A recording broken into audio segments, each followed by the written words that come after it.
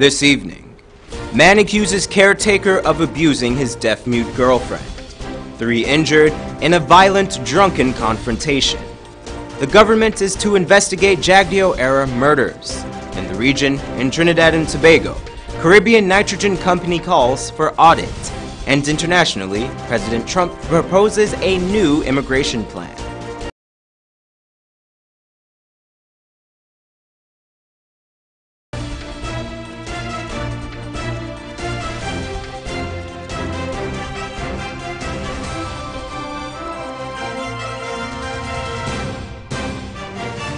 This evening, man accuses caretaker of abusing his deaf-mute girlfriend. 3 injured in a violent, drunken confrontation. The government is to investigate Jagdeo-era murders. In the region, in Trinidad and Tobago, Caribbean Nitrogen Company calls for audit. And internationally, President Trump proposes a new immigration plan.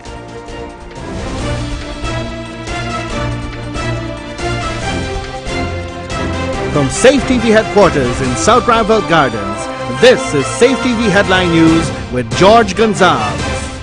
Today is Friday, January the 26th, 2018, and this edition of Headline News is now being streamed live on our YouTube channel. Thank you for joining us. Long-serving City Councilor Junior Garrett died this afternoon. He was taken to Woodlands Hospital soon after he collapsed. Garrett was the former chairman of the City Hall's Finance Committee before the 2016 elections. He was also a strong supporter of the parking meters project. Today is the 10th anniversary of the Lusignan massacre, an incident that is considered one of the deadliest shootings during the Jagdeo administration. In this report, Wendell Jeffrey tells us that the government plans to investigate the hundreds of murders that took place during that period. Sir, they had a state talk about going after, this is outside the opening statement. They had a state spoke about going after some murders and the killers 2008 crime wave. Now we're talking about more than a decade or just over a decade ago. What information is he using? Obviously, if he's using info, it was in the system. And why wasn't the info acted upon?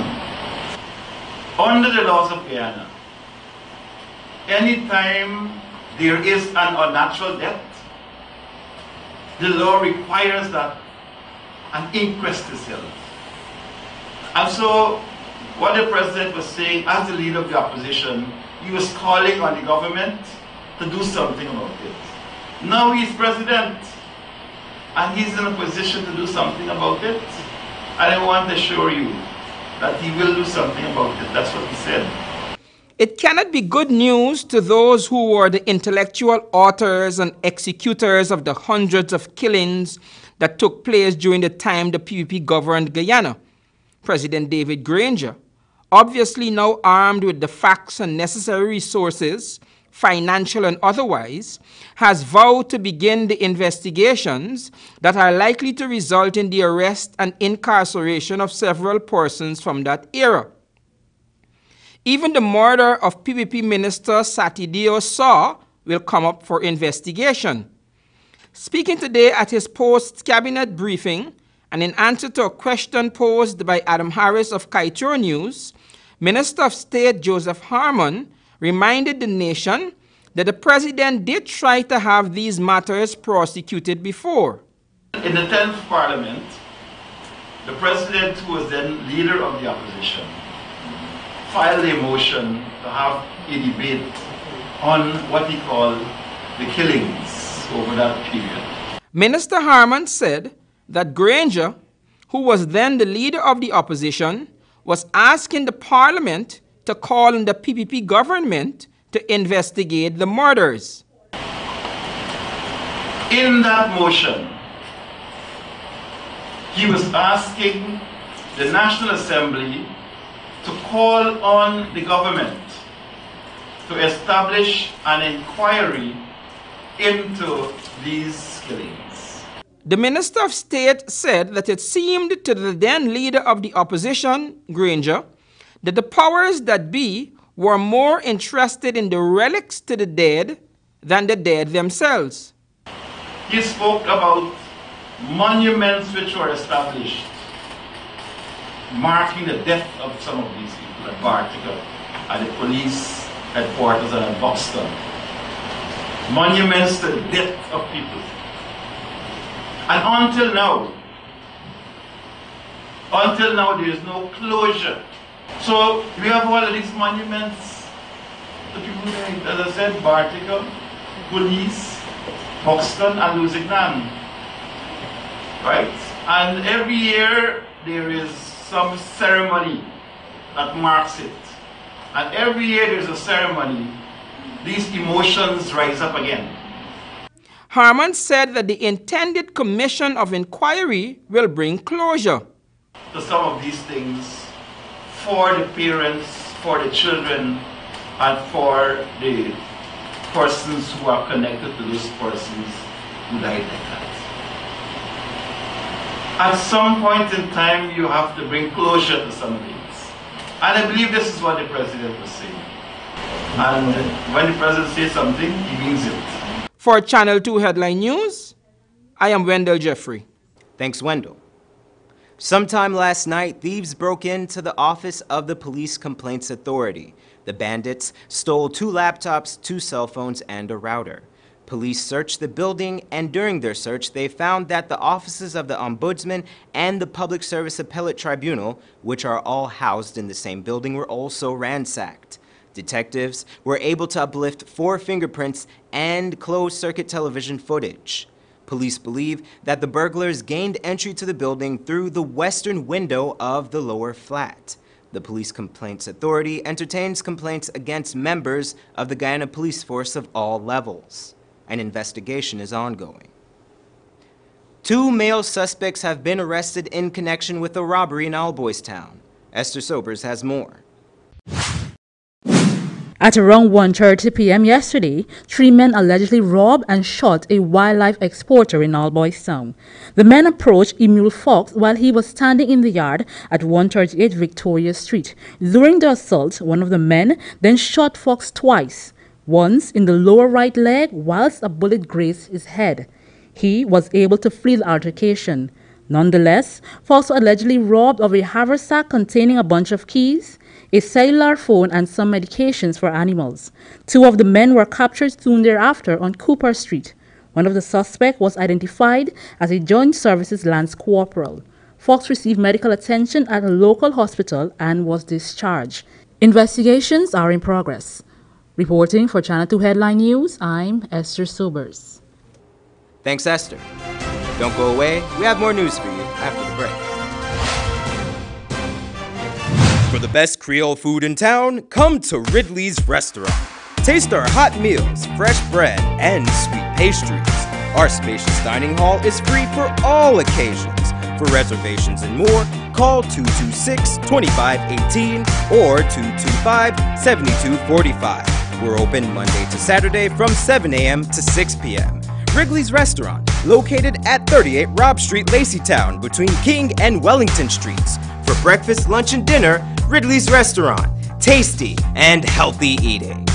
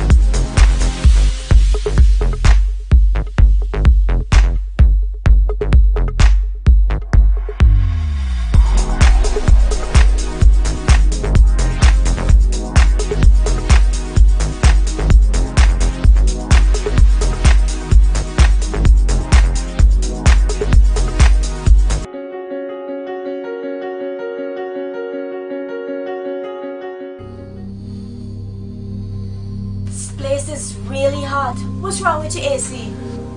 It's not working. Well, we wouldn't be able to continue this meeting anymore because this place is extremely hot. Wait, please don't go. Here's a company you can call to get your AC fixed. Action Cool. Honey, what's dinner? I had a hard day.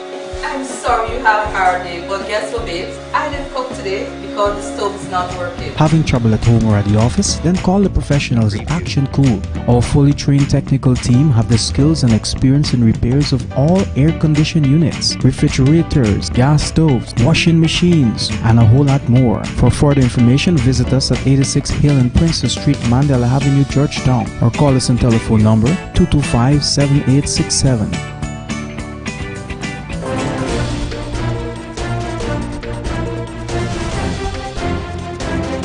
Welcome back. Yesterday, intelligence-led operations by ranks of the A Division led to the arrest of 4 persons. The operations occurred in the Starbrook Market and at a hotel on Leopold Street. All were arrested for several offenses, including possession of narcotics, cocaine and cannabis, for the purpose of trafficking, and discharging a loaded firearm.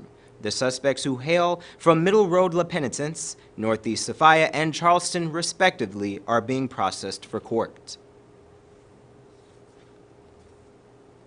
A mother, a son, and a police rank are all recovering after a violent, drunken confrontation this morning.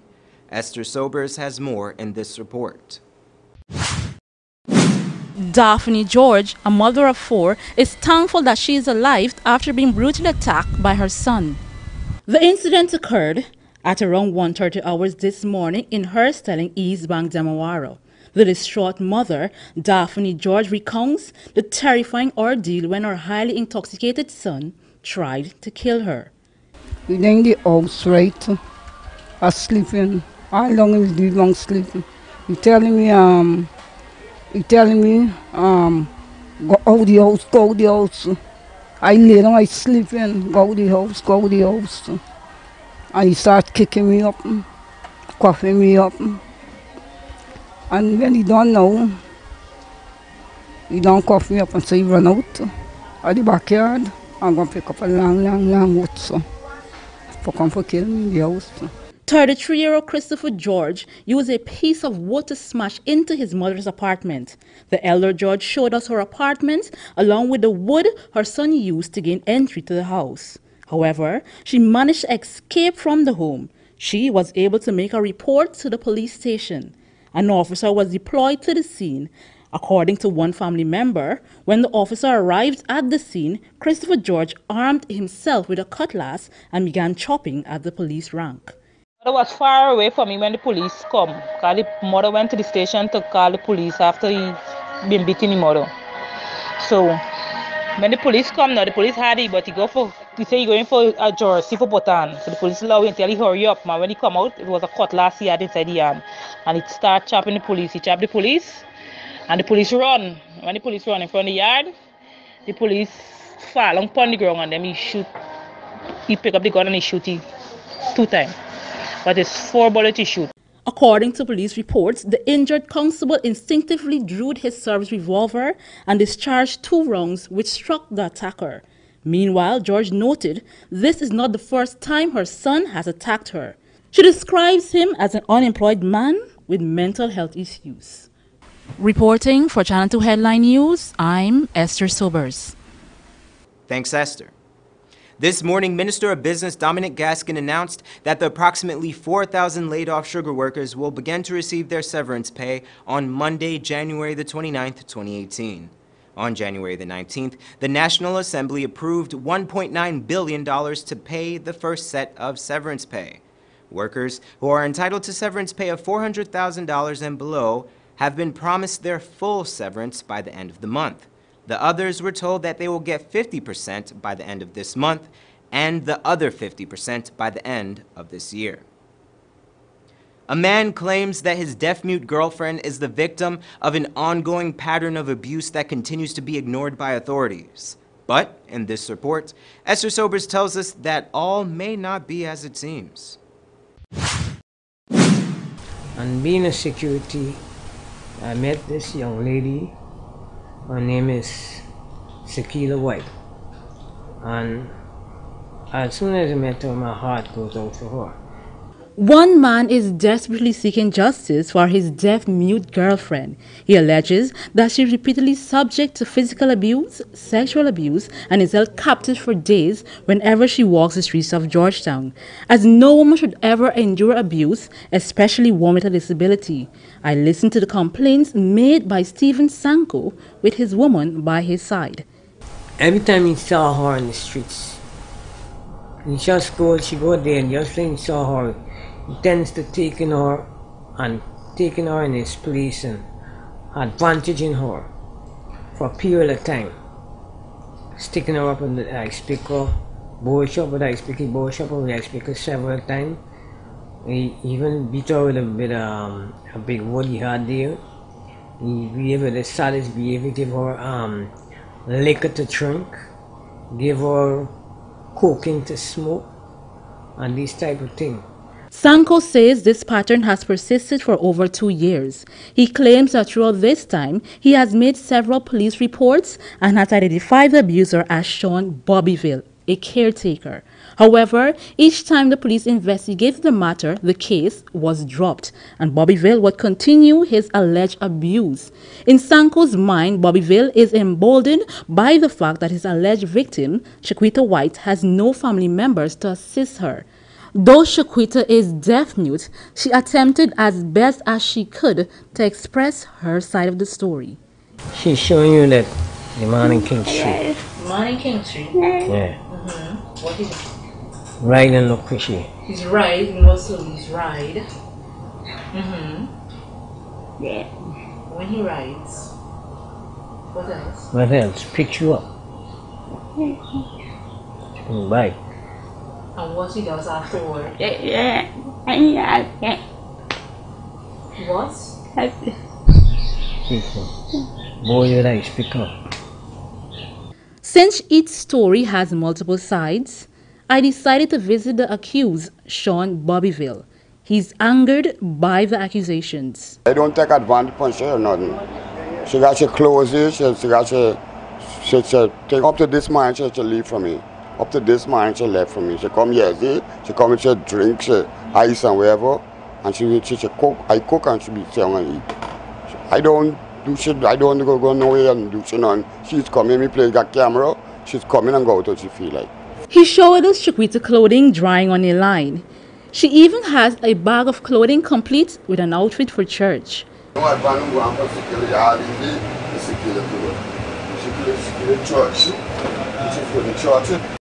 couldn't have nothing good by you because don't see the girl good. All these days, she gets me peace. I think she bring this whole big bag. I think she bring this whole big bag and throw it down and crying. I said, why you come in the bag? Since then this bag there. The bag there about 3 years. Bobbyville maintains his innocence. The woman comes to his home whenever she pleases, and Sanko calls the police each time. He's always bringing police for me for telling the police them like got in the lock up and everything. But it's be like everybody see she coming and go to she free like. What she locks up and what is happening when she's locked up? What she says? She know she what movie. She what movie. So girl she like she African mood. So she got more she African mood and thing and then she saying what movie and I cook and thing for she. And then no advice don't take when she come play that camera. If she girls run from here and come to me. And when she run from here now and come to me, she might spend 2-3 days here. And when you see she at Guyana station. Some residents who declined to appear on camera supported Bobbyville's claim of not abusing the deaf-mute woman. This girl has come, nobody don't bring she. She herself has come here. But simple because this boy got some family there in the police force. Whenever he can get to she, he come here near Rajan. The last time she was here, she come here Monday, briefly, and then she said she's coming back. And then I see her yesterday because I go to use the washroom. And I saw her lying on Kinnear watching a movie with Sean because I go to use his washroom. No, because she was smiling, laughing. As I listened and gathered information from all parties, I wonder, is this truly a continuous pattern of abuse against a helpless disabled female? Or perhaps A deaf-mute woman caught in the middle of a love triangle. Thanks, Esther. Rape-accused Devon Alley appeared at the Wales Magistrates Court yesterday and pleaded guilty to the offenses of escape from lawful custody and assault causing actual bodily harm. He was fined $30,000 or 16 weeks imprisonment for the escape and $25,000 or 2 months for the assault. In respect of the rape charge, which was not required to plead as the charge is indictable, he was granted his pretrial liberty by being released on $200,000 bail, and the case has been postponed to February 1st, 2018. On January the 2nd, 2018, Ali had escaped from the LaGrange police station. He was captured earlier this week. Join us after the break, where we take a look at Guyana, the region, and beyond.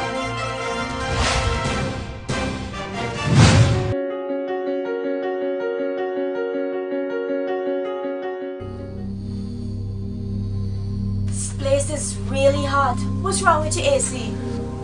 It's not working. Well, we wouldn't be able to continue this meeting anymore because this place is extremely hot. Wait, please don't go. Here's a company you can call to get your AC fixed. Action Cool.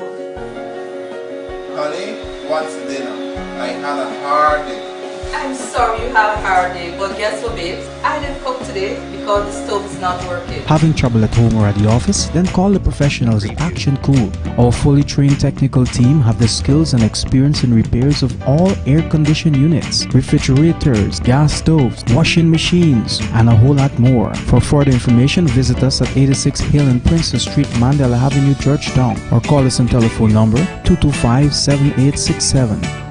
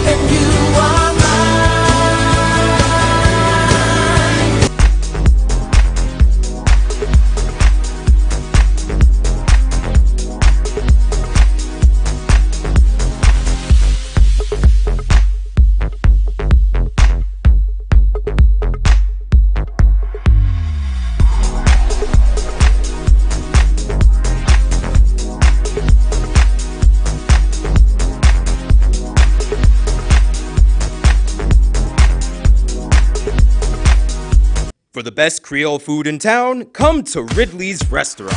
Taste our hot meals, fresh bread, and sweet pastries. Our spacious dining hall is free for all occasions. For reservations and more, call 226-2518 or 22. Welcome back. And we now take a look at the Caribbean. Caribbean Nitrogen Company has called for an independent auditor to examine the relationship between the company and NGC. C News in Trinidad has more. Caribbean Nitrogen Company has called for an independent auditor to examine the relationship between the company and NGC. The call was made by CEO of CNC, Jerome Dookie, in response to comments made by NGC Chairman Jerry Brooks during a television interview. The NGC chair said during the interview that CNC and the NGC face the reality of higher gas prices and that what they were seeking to do was to moderate those increases in a way that CNC shareholders would get a fair return, but that the NGC would not suffer billions of dollars in losses.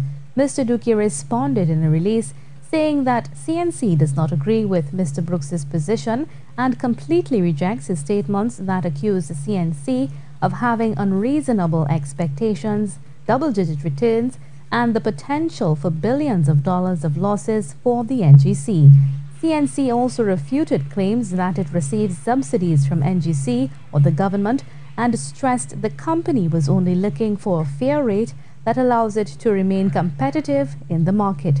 CNC closed their ammonia plant on Wednesday, citing a breakdown in negotiations with NGC as the cause. And internationally, President Donald Trump's plan would give 1.8 million Dreamers a path to citizenship and includes $25 billion for a border wall. ABC News has more.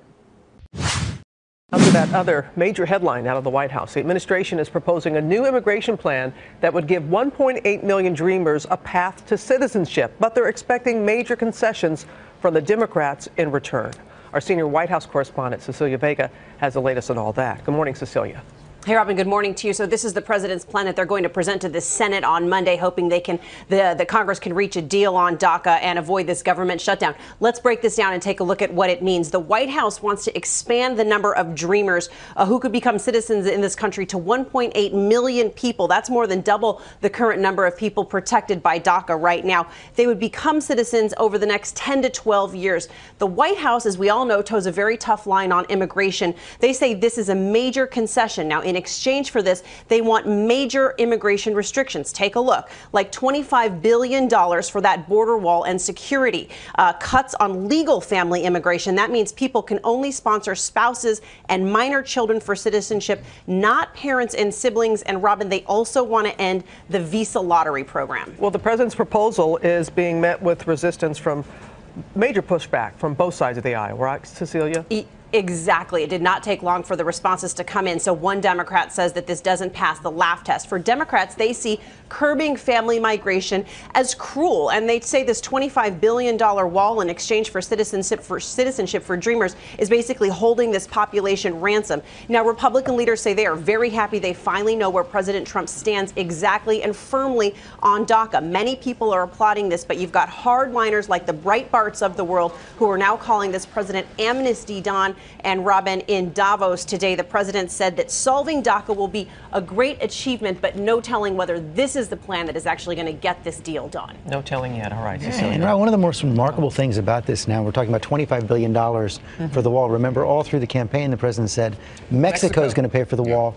Every single time I've spoken with a senior administration official, Secretary of Treasury, Secretary of State, they say they haven't even discussed with Mexico the idea of Mexico paying for the wall. Not even a discussion yet. All right, George. And now for your 7-day weather forecast.